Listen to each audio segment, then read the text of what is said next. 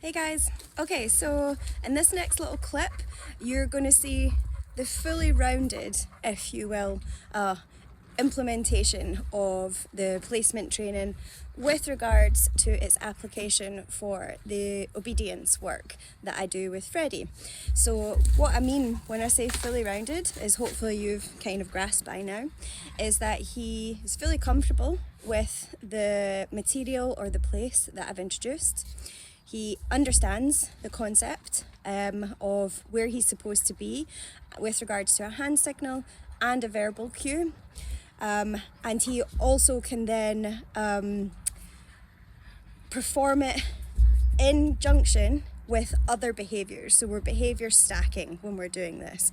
So I'll do what I feel like and what Freddie seems into, and I like this kind of free form of obedience. So I don't have a set program or curriculum, if you will, in mind. Thanks, Freddie. Thanks for that. He's eager to get started. Yes, I don't have a set program or a set sequence even for what we are going to do when we start out. It's just free fluid movement, but he understands each component. So we've trained each component separately, aka the placement training, what the pad means, when he's to go to it, aka when it's cued, that he's to wait there with a hand signal, and then I add my distance and my duration. And in addition, this is a fully rounded performance, if you will, of the placement training within the obedience context, because there's going to be so many distractions. Not only are we in a fun, distracting environment, we're at the awesome Cani park, so we've got things going by, with traffic in the distance, we could have wildlife, we've got other dog smells. In addition, I've also got my other 3 dogs cruising around with us at the same time. So it's kind of, I think, a good example of the highest form of completed placement training. As I say, it's a fully rounded concept for him, so much so that we can use it with the 3Ds in place and have it as a stacked behaviour on top of the other cues I'm giving him, whether it's heel work or a send around or a middle or etc, etc. So I just wanted to do a very quick intro so that I can just work Freddie and you can just watch and see how this placement training is added in as a component to the rest of the kind of free-flowing obedience work that we do. And again, this is not for a show. He's not a sports dog. He's not a working dog. Freddie just really enjoys this type of work. And if you want to understand more about why it's beneficial, why this type of pattern work and movement work is beneficial for your dog, then I recommend going onto my YouTube page and seeing my other video where I talk about that, about the benefits of pattern games and the benefits of pattern movement for your dog. Okay, that's enough. I will get training, and I hope you enjoy it.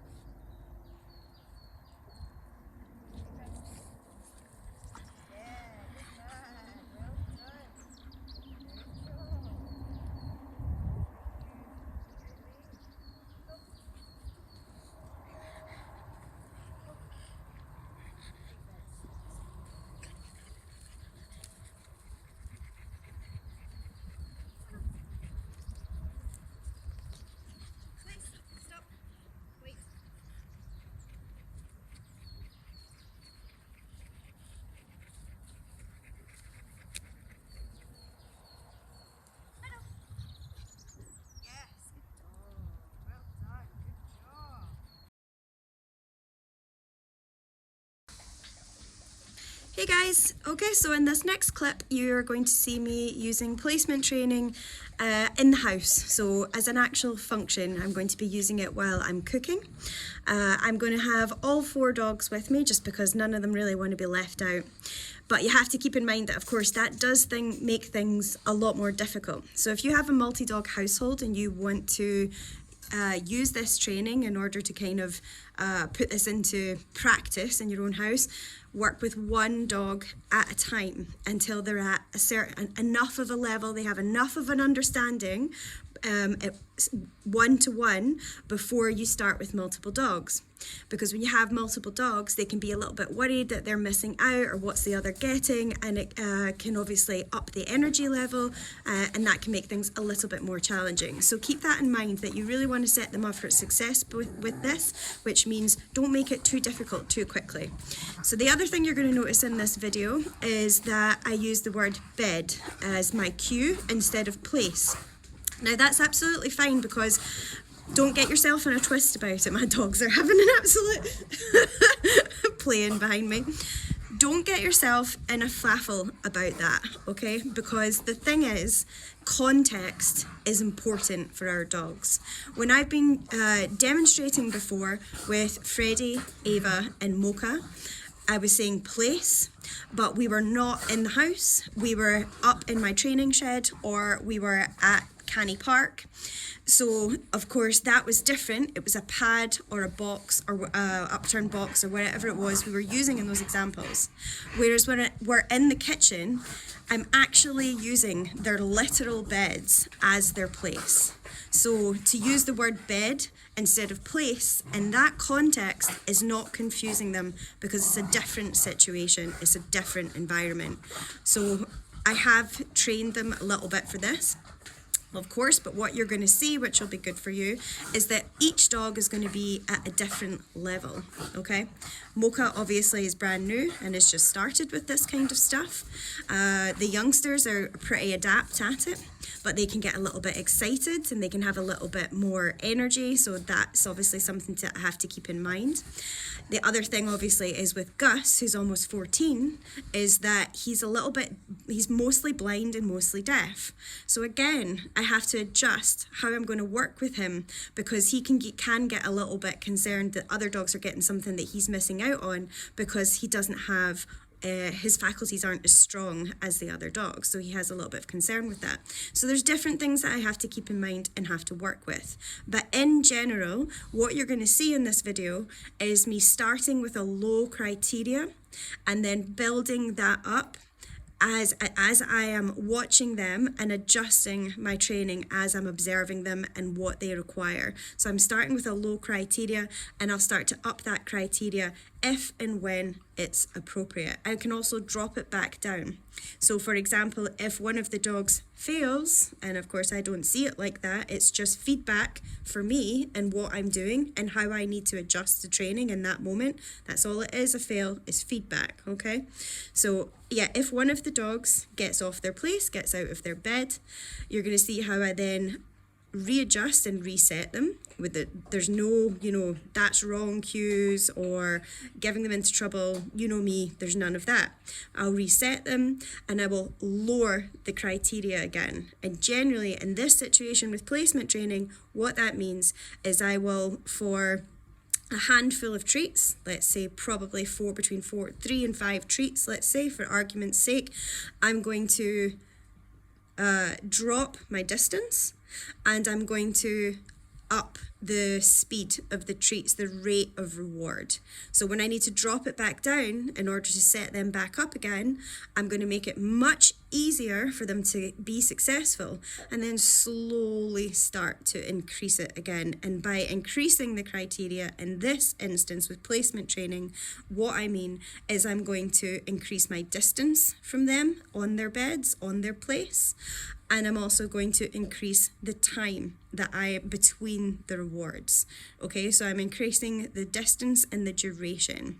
And the distractions obviously are what they are in a kitchen. The distractions are I'm moving around, I'll have my back to them, which is a difficult one for the dogs. That's something you have to practice, because as soon as you turn around and you're not making eye contact, the dogs can think that means an automatic release from the position. So that's something you have to work on. Moving around and also carrying food is a huge distraction. They're pretty motivated by the food. So really the theory is that here is to help our dogs understand that if they don't move, if they stay on their place, the food comes to them, as well as obviously their marker, their happy marker, and also the praise. They get a lot of praise. So if they stay in their position and they hold their position through the distractions of mum walking around and mum turning her back on them and all that kind of stuff, the good stuff is just gonna arrive. They literally don't need to do anything but relax. Another thing I like to do, and I'll probably have in this video, is I like to have some relaxing music on in the background, because this is I think particularly in the kitchen, I'm using the placement training as almost like a relaxation protocol. I want them to be with me. I'm happy for them to be with me and spend time with me, even when I'm cooking and everything else. But I would like them to relax in their beds and know that good stuff is going to arrive to them. It's just that the rate of that good stuff is going to drop. They're going to have more times between the good stuff, but nonetheless, that good stuff is still going to come. Okay, so that's a little bit to think about, but I just wanted you to see, because obviously working with the multiple dogs, there are things to think about. Hopefully you're just working with one right now at a time, but it is good for you to see how it goes. And also the fact, as always, as I think I say pretty much in all my videos, that is not perfect. It's not supposed to be perfect, guys. Perfect can come later. Perfect can come if you're working on one-to-one because you want to do an obedience competition or something like that. Right now, I'm just looking for open and easy communication with my dogs, that they understand what's being asked of them so that it makes our day-to-day household life easier. That's it. So that is my goal. So if my dog breaks their position and I have to reset them, so what? It's not a big deal, okay? Okay, here we are in my kitchen, and the last final note I wanted to say is that my dogs are at the stage where I can have a pot of treats. Hold on. So I've got my pot and that sits on the counter, and so I take my reinforcement from the pot and walk back to the bed and put it on the bed. But I want you to keep in mind that depending where your dog is at on your stages of this training, that every time you go towards the pot, especially if you have an adolescent dog that's quite impulsive, they might see you going towards the pot, they know that's where the treats are coming from, and it might prompt them to break their position off of the place to follow you to the pot. If that does happen, go back down the steps, okay? And by that I mean work in the kitchen with getting the distance between the bed to the counter to where the pot is. Or you can start, and I'd say or start with the treat pouch on your hip in the kitchen, as opposed to leaving your dog to go to the pot on the counter that encourages them to break their position. So my guys, I can happily walk from when they're in their place here, I can happily walk from there to the counter, get the treat and walk back to them, and they'll hold the position. But if your dog or pup or adolescent can't do that yet, go back down the stages and work up towards that, okay? So you can always go back down the ladder and make it easier, and then start to up your criteria from there. So wherever you're at, you have to look, observe, assess, and adjust your training for them. Okay, I'm gonna get this phone nice and set up, so hopefully you can see what the dogs do. Right, guys.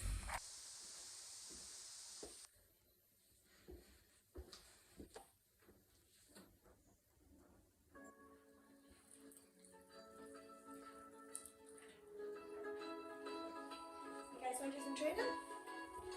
Okay, what do we do first of all, guys?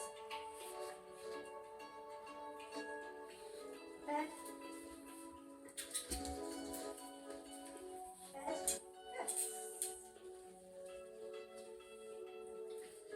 Bed. Bed. That's it. Nice and nice. Good job. Bed.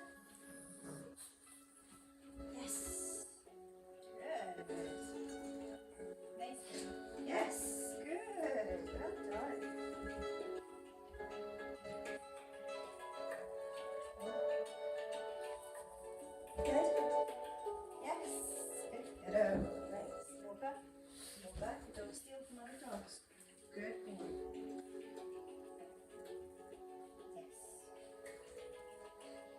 Yes.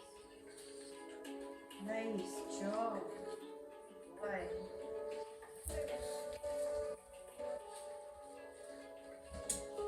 Good boy. Nice job.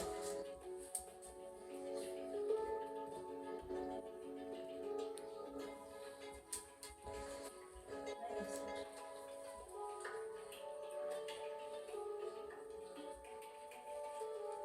Mocha. Bed. Yes.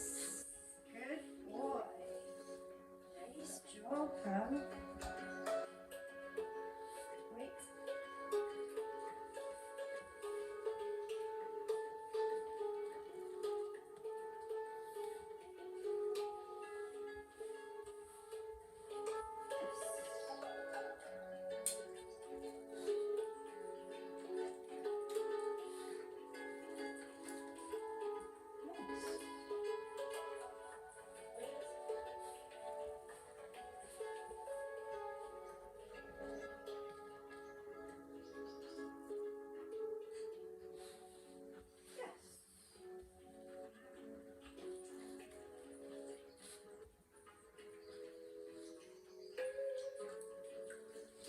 Dogs.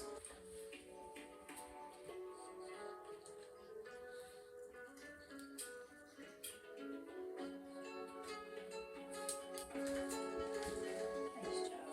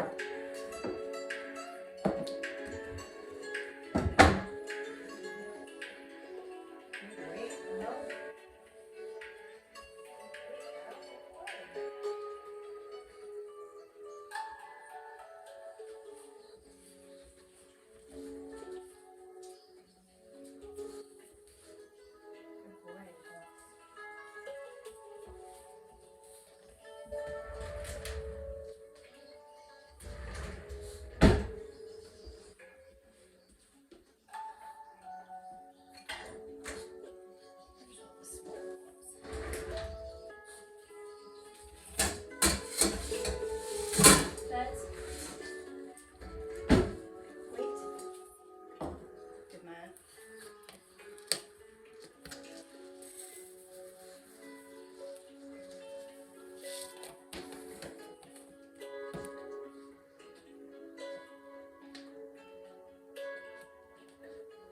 Nice job, you guys.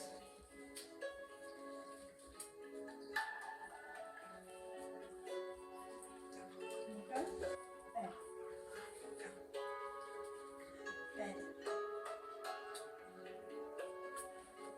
Bed. You can send that. Yeah, you can do that. You can go in bed. Okay. That's it. Just that. There you go. That's more comfortable. Good.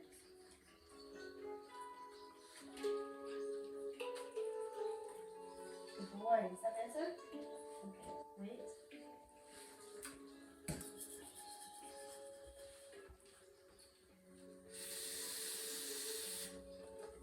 Nice job.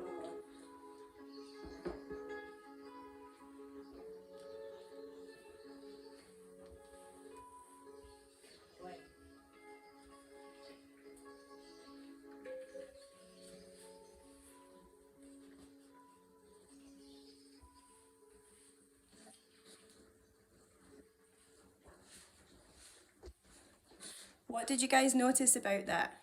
Did you notice that Mocha was uncomfortable going in this bed here? And that could be because maybe the blanket's soiled, maybe it needs changed, maybe that bed's just a bit too far away. For whatever reason, now he's holding the position on this bed, no problem. So I'm not going to force him to go in the bed he doesn't want to go in I'm just going to adjust. So I've observed and I'm adjusting, okay?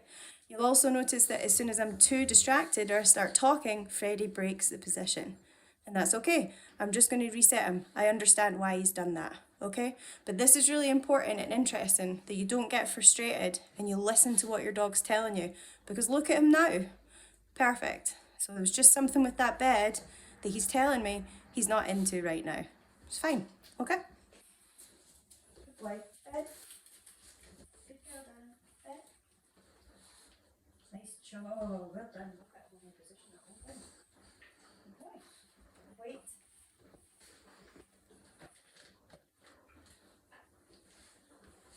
Good job. Good job. Such a good boy. Nice job.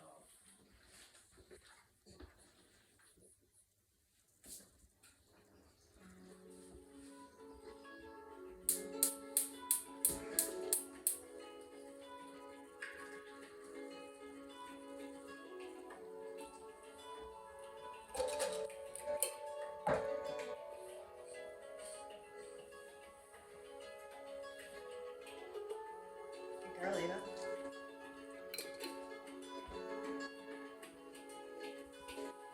Good dog.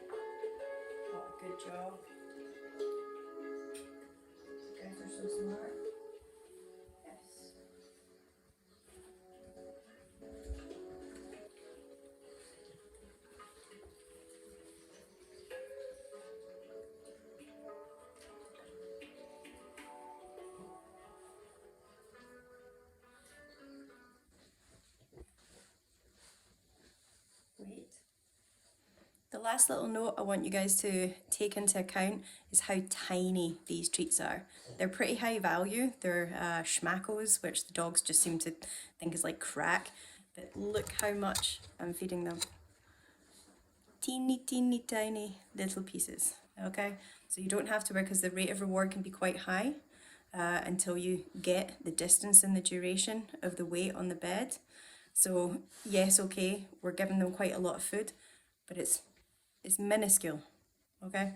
So you don't have to worry about that too much. Nice job, Mocha.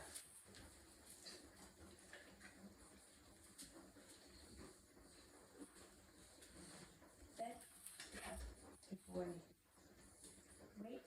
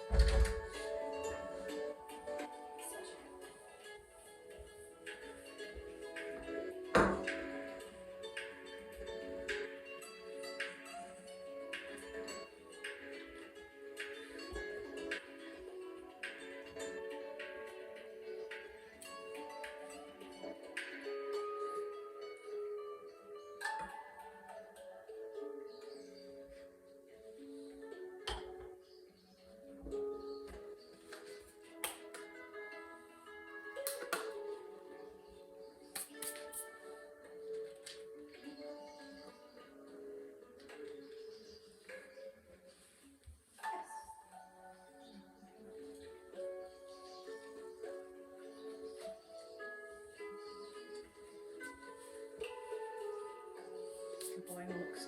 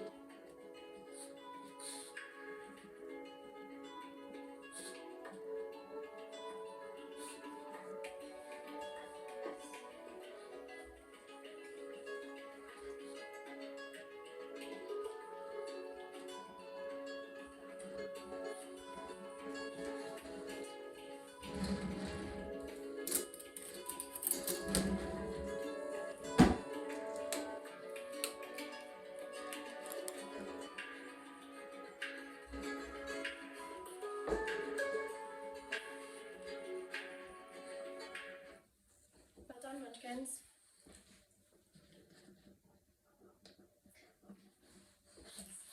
Okay, free.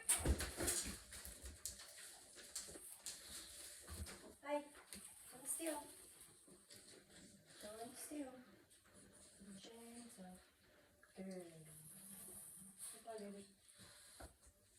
Well done.